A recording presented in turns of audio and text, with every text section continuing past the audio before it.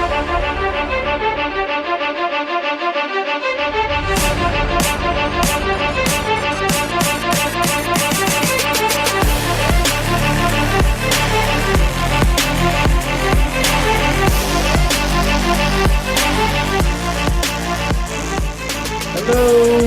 track fans, throwing fans, jumping fans, athletic fans in general. Hello and welcome to the Talking in Ovals podcast. I am Alex Questo. With me, as always, my co-host, Dave Hyatt. Hyatt, what's going on, brother? Not much, man. Another great week of track and field. Right now, we started this podcast at the perfect time because it's a gift that keeps on giving at this moment. We keep on having high-level meets. We've had multiple championship meets within the last month, and it's just been such a fun time to be a fan of track and field. Lots of fast times, lots of attempted record breaks within the last few weeks and things like that. It's been really, really good. So in general, how it's kind of been all around the world too. There's been meets everywhere, so it's kind of cool. That we had the world champs here in Eugene. So, so many different parts of the world are getting involved, and it's just great to see. So on a more personal note, anything going on with you in your life right now that you would love to get our viewers to know? Because, sometimes it's nice. I like to get to know their host a little more, not just, we're not just guys that like to watch people run around in circles and throw things and jump far. Just a whirlwind of house renovations. Those are so much fun. Blast. Don't you love those? Don't you love when you move into a place and you kind of want to be comfortable and be happy and settle in, and you come in from a hard day of work and want to sit down on your couch and you look to your left and there's absolute sticks and splinters everywhere and it's like, damn it. Yep. But you know what it is? It's all about the patience now for the outcome later. Certainly is, and usually comes out really well. Those things you pay good money for what you do and comes out well. Me, on the other hand, I really have nothing doing. I'm just sitting here loving doing these podcasts, having some fun. If anyone is a faithful fan right now, thank you very much, number one. Number two, spread this, like, share, follow, subscribe, rate 5 stars, wherever you can listen to a podcast. Spread us word of mouth to other people that run, that have a good time doing it, that enjoy the sport, because we just want to make this much bigger. And if you were listening last week, you had the privilege of listening and hearing our great first guest. We had Mike Rudd on. He's an elite 800-meter runner, retired now, but just a fantastic runner.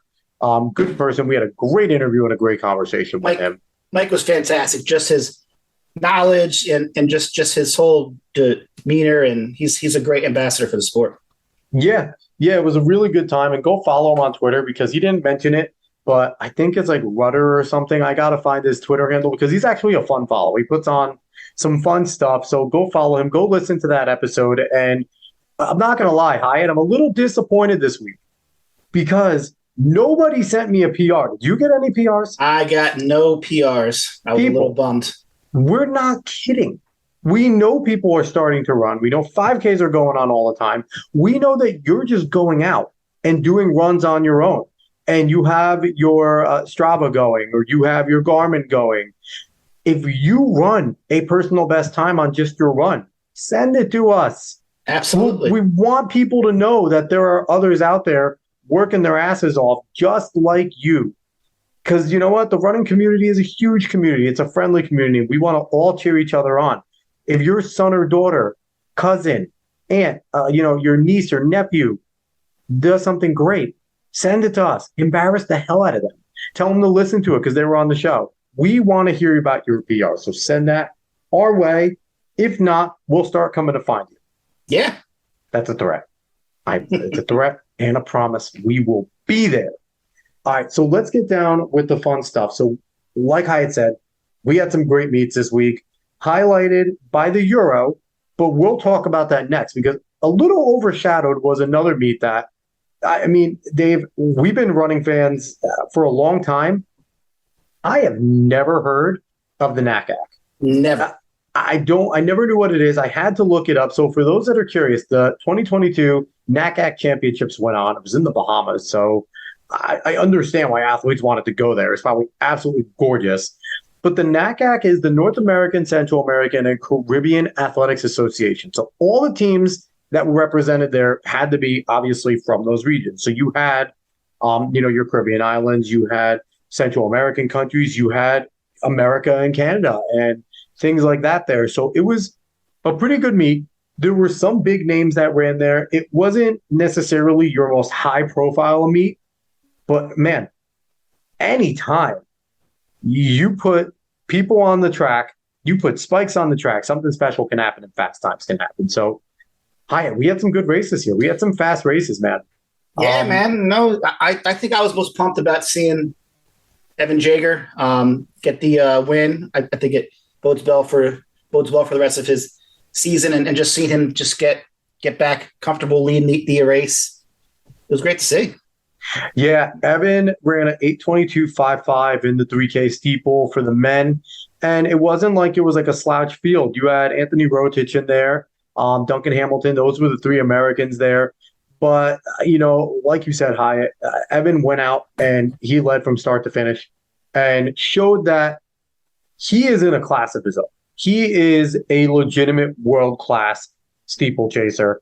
And, I mean, he tasted it. He tasted it at the Olympics and what it takes to get to that level. And I think he's really hungry to get back. He's going to be participating in this upcoming Diamond League meet. Is that correct? Yes. Yes, he is. So that's going to be a heck of a meet. We'll kind of touch on that meet a little bit later, but that's one guy. Here's what we're doing, Dave. We're going to do what we want Americans to do. Let's start promoting the athletes that are guaranteed to be at meets so we get eyes to them. What a concept. Sounds good to me. So just jumping in, because I do want to give some of these athletes credit. There was, like I said, there was a handful of good races.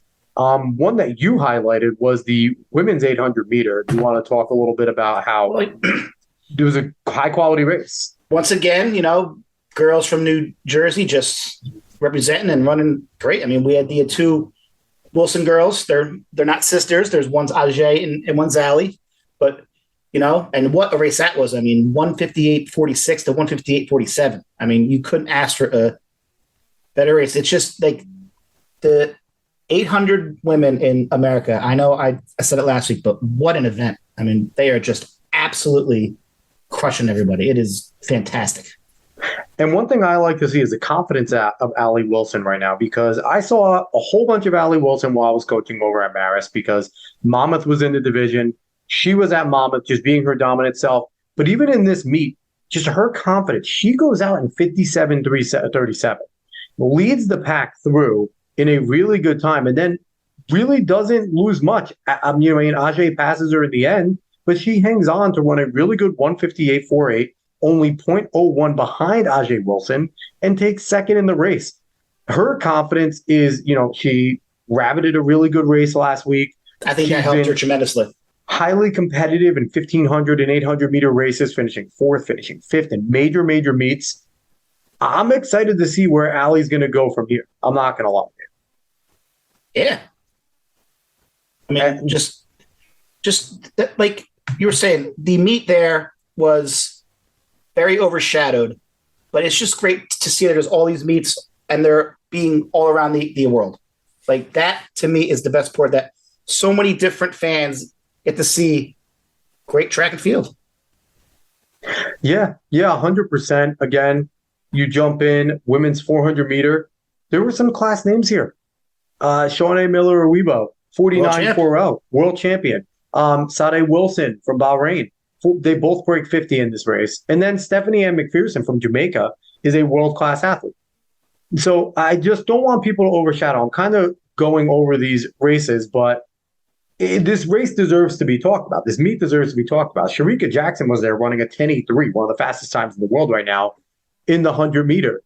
I don't want to jump right into the Euro and I guess kind of do a disservice. That's really what I'm just trying to get to, Hyatt, is because there were some really, really good races here. And I just think part of me just looks at some of the track content out there, and I love the track content out there right now. But what are they covering? They're covering the Euro. They're covering the big meets, and they're talking about big things. I think we do need to take a step back and kind of really enjoy and talk about these other things, like Andrew Hudson in the 200, running a 19.87, one of the top times in the world right now. Listen, It's not Noah Lyles. It's not Arian Knight. But 10.87 puts him right there. He's not that far off. 44.63 in the 4 for Christopher Taylor.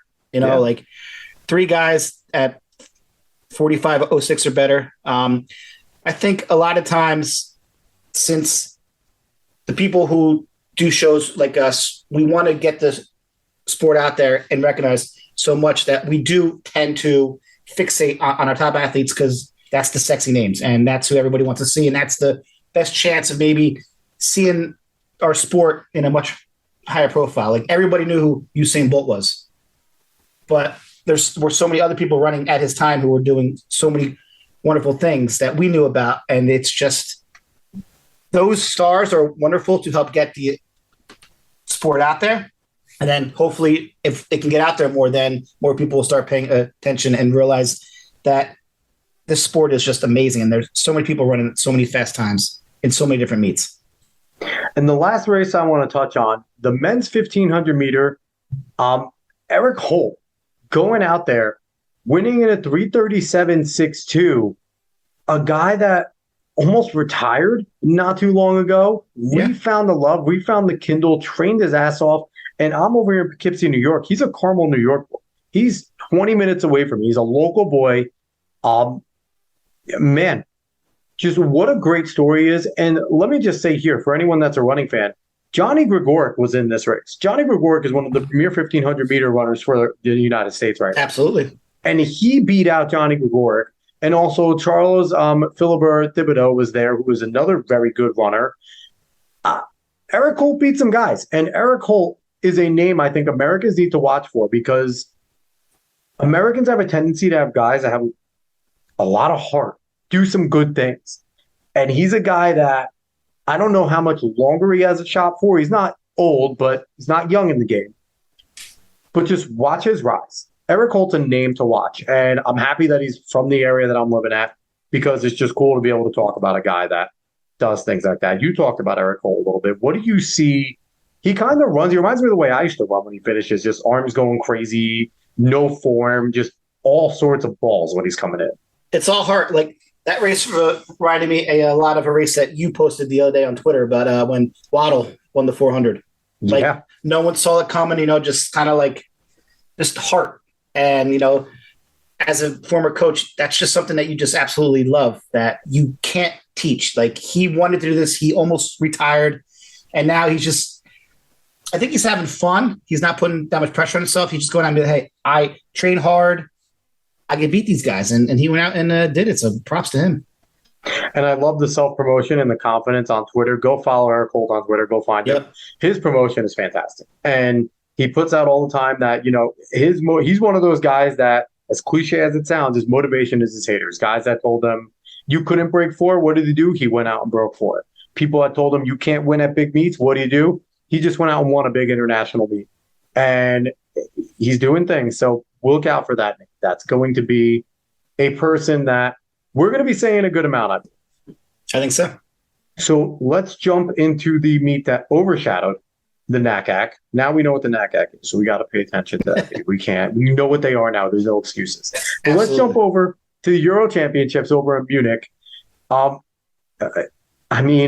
David overshadowed, but it overshadowed for a reason. Yes. What a meet. Arguably the best championship meet of the big ones that we've seen so far. Just so much to talk about here. Where do you want to start? Do you have anywhere you want to start here? I think I want to start. I just loved watching the footage of the crowd, just seeing how into it they get over in Europe and in other parts of the world. I mean, here we got into it at the World Championships, but if that was just a U.S. championship, we'd have an awesome crowd, but that crowd was raucous. It was just going off into every single heat, every single runner. 65,000 fans. It was 65,000. Awesome, and including people in that fans. It was great seeing Noah Lyles there, just hanging out, working out, tweeting about it. I was just fascinated by the atmosphere. It was just amazing. I feel like that's the difference, too, with the guys like Noah Lyles and some people that we're seeing now. We had athletes that were great at the sport, but I don't know how many times we had athletes that were as big of a fan of Noah Lyles is, of the sport in general. that he's there not only to support people that he's friends with, that he knows, that he trains with, but also because he loves watching track and field. He loves sprints. He likes watching people run fast. And we see this in other sports. We see, Ryan Fitzpatrick going back to a Buffalo Bills playoff game, shirt off in the nosebleeds. That's pretty awesome. You see guys in the off season for basketball going to these pro-ams, going to G League games just because they like watching basketball. You even have Draymond Green. If he said LeBron's about to break the scoring record, he's going to tell Steve Kerr he needs a night off to go. They're fans of what they do. And I think we certainly need to see more of that. We know that's there because there's a lot more people that are talking to each other more, that are doing more of these types of things. I also think Noah Lyles too, like he's in that zone, man. He wants to know who he's racing, what his guys are running. He is in a zone right now, and he wants to see, all right, this is who I might have later on in Diamond League. I'm going to be ready for you, and I know exactly what you're going to do. Yeah, so let's jump into what we got going on now. I think this has got to be highlighted. You talked about it. Karsten Warholm's back, baby. Yep. What a 400-meter hurdles, comes back strong and breaks his own, breaks the meet record. Yeah. Here. Runs a 47.12, easily outclasses the whole field. It didn't even look like he was, competing with anybody there. And just what a march back for him. And what do you think we're going to see?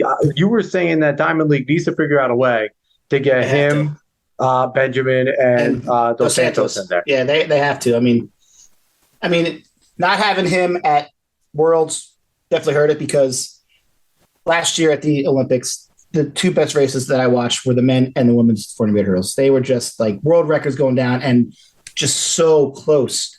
If those three ever got in a race, I don't know if Raj is still running anymore this year. I think Dos Santos might be running next week.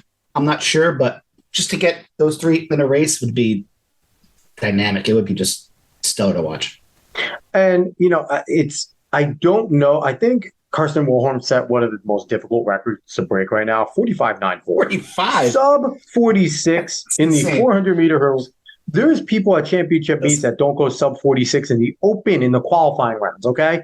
Kevin Young had that record for over 25 years, maybe. I'm not sure. Deservedly so. It was an incredible record. 46 was amazing. I never thought that record would get touched. And now you got two guys that are, or three now.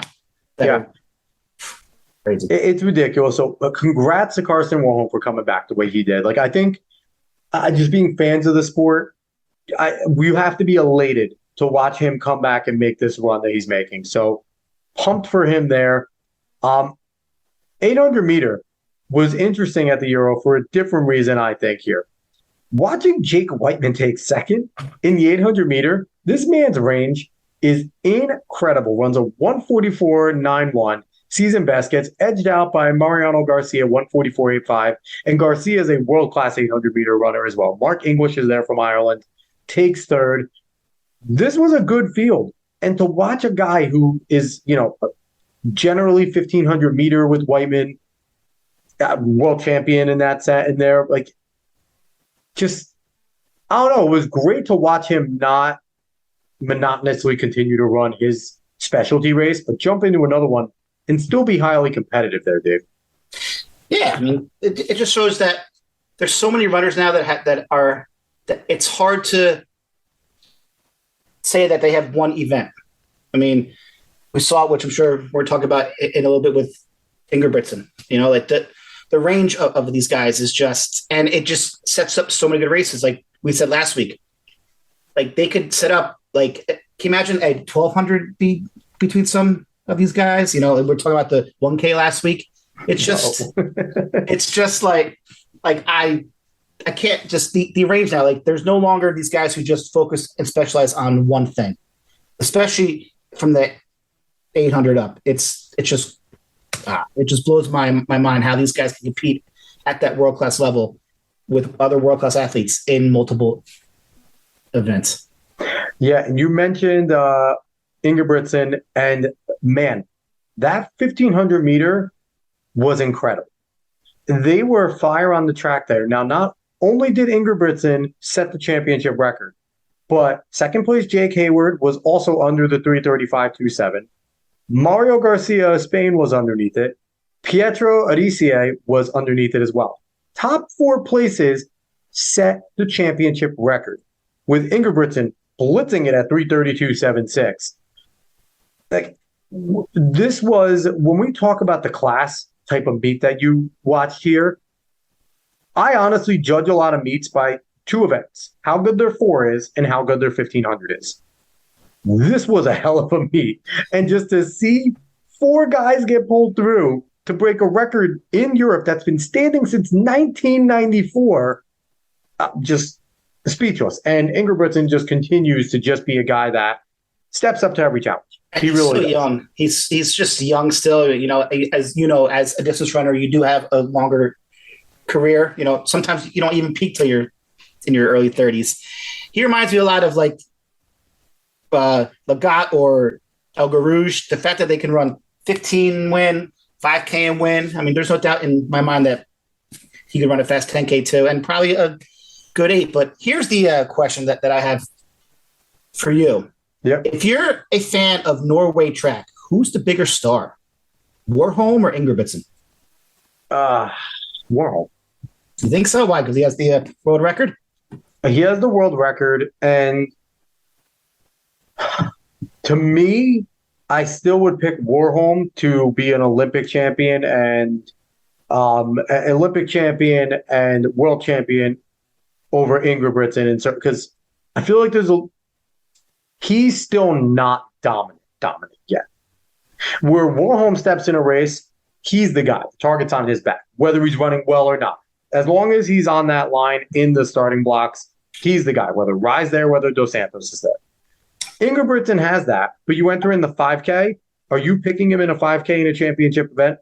I mean, you almost have to now after what happened at the Worlds, because he can just sit and kick, but I also think they can go. I mean, it's a great problem to have if you're in Norway. I do think that Warholm probably is more of the sexier guy because he won the Olympics, broke the world record. But I don't know, man. Maybe I just have a little bit of that distance runner's bias, and that's certainly possible. But I don't know. I mean, it's just crazy that you have two people from that, from a small country who are just that dominant at the world level. Yeah, and you mentioned Ingebrigtsen. He did complete the double over at the Euro because he won the 5K as well. So just think of this, and we're going to get to somebody else who ran a double, and arguably, I don't know which one's harder. Maybe we could debate which one's harder. But Ingebrigtsen not only wins a 15, sets a meet record there, comes back, wins the 5K, 13:21.13. It's not a meet record or anything like that. Yeah, but it's still incredible. And this is also a guy that also has a huge record as well. He's run sub 13. He ran a 12:48. So just to see his range and to see him do that, he is a special runner. I still think I would still stay with Warholm for now.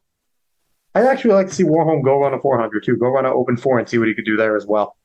Let him and Michael Norman duke it out.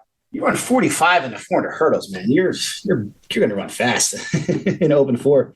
It's like Sydney. It's kind of the same thing. Like they're both just ridiculous. The most comedic thing is if we got to a point where we had a world championship where Warholm decided to drop down, Michael Norman is in the race. Guess who would probably end up winning that because he always ends up winning those types of races? Karani James. Because Karani James is just such a good championship runner. And he is. The man's a Hall of Famer. I don't know. The man is. I will give Karani James a shout out as often as I can because he's one of the greatest Ironmen. You don't see a championship race in the 400 without Karani James in that final. And he's winning a medal. He wins a medal all the time. It's and I think the crazy part is that he's like 33 now. Like he's not even he just was so good, so young, but he's kept it with that longevity. He refuses to stop. Fantastic. It's awesome. Let's jump into the other. We mentioned another person did a double over at the Euros, which I don't know if people understand how difficult that is to do, considering European track and field is very good. Yeah. They're very fast. They love the sport. They're very dedicated. And this is another, Youngin, you talked about Jacob. Femke Bol from the Netherlands. Oh my God. Comes out, wins the women's 400 and 49.44. Under control race where it was never a question whether or not she was going to win. And she also wins the 400-meter hurdles in 52.67. I mean, what is there to say? Like, is that kind of throwing a gauntlet down to Cindy McLaughlin a little, saying go run a double and win a double on a major meet? Yeah, and kudos to the Euro meet for making that possible with their scheduling. Yes. Now, I'm looking at it now. I know that the women from the Netherlands won the 4x4. I would assume she was on that too. So I don't know, but I mean, I would certainly think so. So, I mean, that's three golds. It's incredible. And how old is Femke Bol? Isn't she like 20 or something? It's like she's young. Right around Sydney. I mean, they're going to battle for a long time, but like, it's like she's most likely probably going to go down as the second greatest 400-meter hurdler in women's history, and still get beat by a second almost every race, which is insane. So where does that put Dalilah Muhammad? I don't know, because she's right there with those two. Like, it's not. We're going to see this coming week when she races Femke. It'll be exciting. She needs to. She was the standard before these two burst on. Absolutely, but I mean, she is a little older. But listen, to have three women who have all run like 52 low or better, it's just, again, things that I didn't think that I would ever see. Well, like, we are now coming to fruition, and we are seeing almost on a weekly basis. And speaking of women who are doing amazing things, 800-meter women, Keely Hodgkinson proves that not only, she's finished second now twice in big meets to a Thing Mo. She's a woman that's run 155, and she comes in and wins a tactical 800-meter in 159.04. There's something to be said when you just win, when you figure out ways to win, because this just shows that Keely not only can just go out and run fast and blitz, she can also sit, kick, and run a tactical race. We've both been runners. Which one? I don't know. For me, I feel like these races are kind of harder. These races are where everyone in this event knows Keely is the class of the whole event. So they're all waiting on her to make her move when everyone's kind of waiting for you. I really think these races are harder than just going out and being able to run fast. I think they're definitely harder from a mental aspect, because, that you're better, but you have to go and you don't want to take it from the start. I mean, she obviously could have, but it reminded me kind of like a Matt Centrowitz type race. Like, he's the master of what I've seen at these strategy type races. You have to have supreme confidence to know that you're not going all out, maybe, and to still have that confidence to say, I can win it in the end, or know when to go. Is it 300 to go, 200 to go, 150? So I definitely see that point that you're making, is that sometimes those are definitely harder races. Yeah, and what does this do for an athlete mentally? Because it's kind of like, if you fail, there's always the, shit, I really should have just taken that out and run my race. But now that she's succeeded, does this set her up in a much better level to go, okay, next time I see a thing, I can run whatever race against her and beat her. Absolutely. Which I don't know if she can. It'll be close. If anyone in the world right now can beat a Thing Mo, it is Keely Hodgkinson. Because we've seen them go at it. And, a Thing Mo, I don't know if she thought it was going to be easy with the way she burst onto the scene, but Keely has certainly come out and said, no, it isn't. And I remember looking at it, I really didn't think that Keely was going to be the girl. I really thought it was going to be Ajay, Raven Rogers, pushing a Thing Mo, because that's the way it kind of was. Those three women were just beating each other up. And here comes Keely and kind of just pushes the other two out of the way and says, nope, my turn. I mean, a discussion for a different day, but I think we all know who's the best women's 800-meter runner out there. But, you and I have talked about it privately, but that's a different topic for a different day. All right, so we have a few more races here before we close out. Do you have anything more, Sar? No. A few more races here before we close out. Let's talk. Where do I want to go here? I want to give a shout out to Matthew Hudson Smith running a 44.53. I mean, again, anytime you go sub 45, I know we saw Michael Norman go sub 44, but sub 45 is extremely impressive in an open. He wins the 400 meter there in a good grouping. You also have another comeback story here in the 100 meter. Lamont Marcel Jacobs looks like he's coming back into form. 995 wins the Euro. He's a guy that I would love to see get back into form because, God, I want to see him go to battle. I want to see the Gross get back into form, and I want Noah Lyles to continue and just watch Noah Lyles, DeGrasse, Jacobs, and Knighton just go to war. Like, that would be an ideal. Let's see them both run a 1-2. All four of them run 1-2 doubles, and I would just that would make me really happy. If that is the case, then it's time to bring back the Donovan Bailey, Michael Jackson 150-meter race. Maybe. Because, like, I'm not sure, like, I think in the sprints, it is harder to run both. Like, you're usually wanted, like, Lyles is very good 100, but, he dominant in the two. And I don't know if Jacobs, he's just a bigger guy. I'm not sure how well that he'll hold up over 200 meters. But, I mean, yeah, just having him back. I mean, any time that the Olympic champ gets hurt and then comes back and wins a race, it's just great for the sport, too. Certainly is. And I do want to mention, I mentioned Andre DeGrasse. I saw a meme on the internet the other day. It was a video, and it was of, has to be, I forget which Olympics it was. It was when a young DeGrasse, first Olympics, I believe, was racing against Usain Bolt in a heat, and they both just pulled away from everybody. And they're looking at each other and smiling. And it was like, oh, this guy's just happy to be in a race with Usain Bolt. And to me, it's just like, you know what? Like, stop saying stupid things. Like, this is an Olympic champion. Andre DeGrasse is one of the fastest men in the history of the sport. Do not disrespect this man, especially when it was a heat and both of them did not care. They just knew they needed to lock it in and get top two, and who cares? Like, but at that point, you're not really scared of anybody. I mean, you know who's good and who is the best. But even like what like Rhett said last week, like, when he raced against David Rudisha, like, all right, like, I'm not scared, but there are levels to this. And I also want to say, that I can't believe that we omitted Fred Curley about 2 minutes ago when we were talking about those guys. Yeah. Yeah. Sorry, Fred. We didn't mean to do that. Please still come on the show. We would love to have you.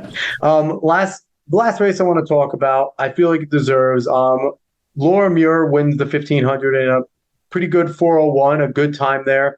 And then another Irish, Ciara McGeehan. I can't say your name. Sorry, Ciara. Ciara McGeehan comes in second.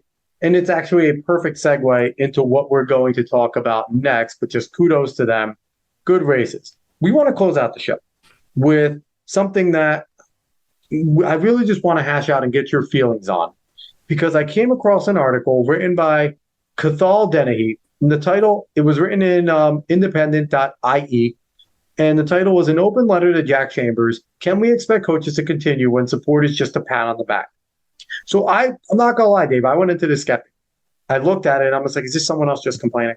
Like, because when you go on social media, especially, and in our current brand of journalism all around, there's a lot of whining about things people shouldn't be whining about.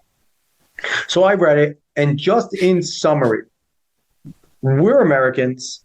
What we know is, even though track and field is not a lucrative sport, if you're a high-level coach in track and field and you are a coach of a team, you're making not amazing money, but decent money, especially if you're working for USATF as a USATF coach. You could probably live off of your pay. It's not up to like football, basketball, baseball standards in any way, but you're not poor. You're not doing this for the love of it only. There's some inspiration monetarily. When I read on this article that Irish coaches of world-class athletes, Olympic athletes, Euro athletes, we mentioned some of them winning, bronze and silver at the Euro. Hyatt, they don't get paid at all. Nothing. They don't have their teams don't get paid. They don't have the Irish Track Federation doesn't throw them any money. The athletes get supported, but the coaches do not. Listen, I'm not a person that is kind of a share the wealth, spread it out just because type of person, but coaching's hard work.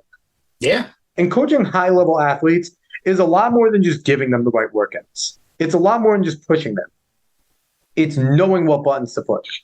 It's knowing when to push, when not to push. There's a lot that goes into it. Track is a 70 to 80% mental, 20% physical type of sport.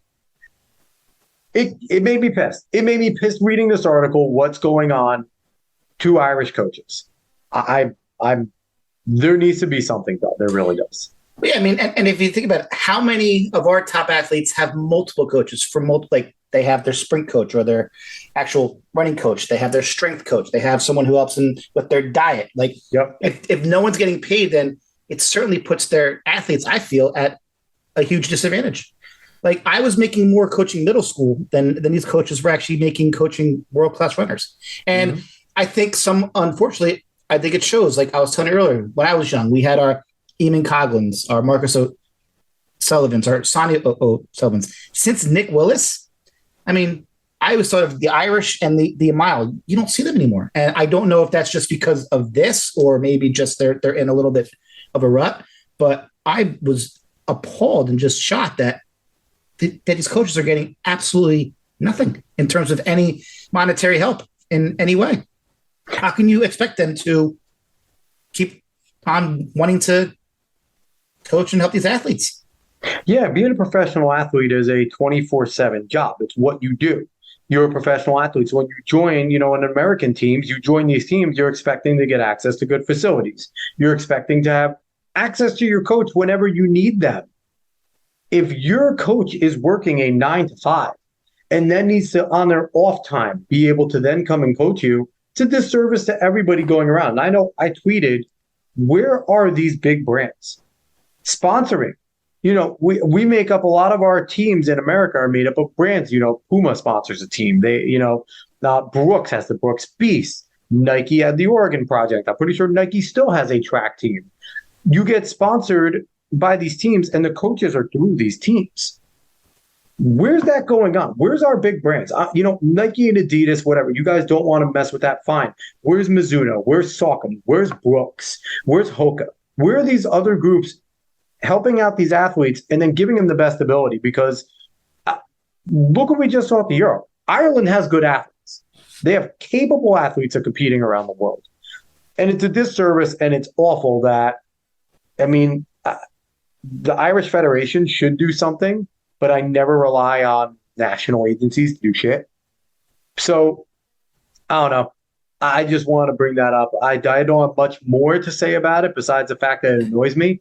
And I really want to thank Cathal Dennehy for bringing it up. It got a lot of mentions on Twitter, and I think it needs to continue because this needs to be brought more.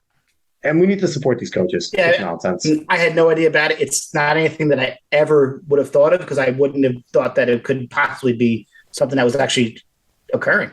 Yeah. Like you sent me that article. I was like, what is that? How is this possible? Yeah, no, it's something that shouldn't be possible. But unfortunately, it's going on. I'm going to continue scouring as much as I can about this throughout the weeks. And if there's any updates that happened, I will let everyone know. Dave, obviously, you'll be looking to because we're both just junkies. We just constantly look. But if there's any updates on what's going on, if anything's getting done, we'll let people know because, yeah, it's a travesty. And if you're a fan, tweet at the Irish Federation for track, whatever it is, go search for them. Jack Chambers, tweet at him. I think he's the president. Go look up this article on Independent IE, retweet it out, put it out there. Let's continue to get it going until something happens for these coaches because it's rubbish. It is just rubbish. All right, so Dave, before we close out, you want to talk a little bit about the Diamond League meet coming up? What can we look forward to?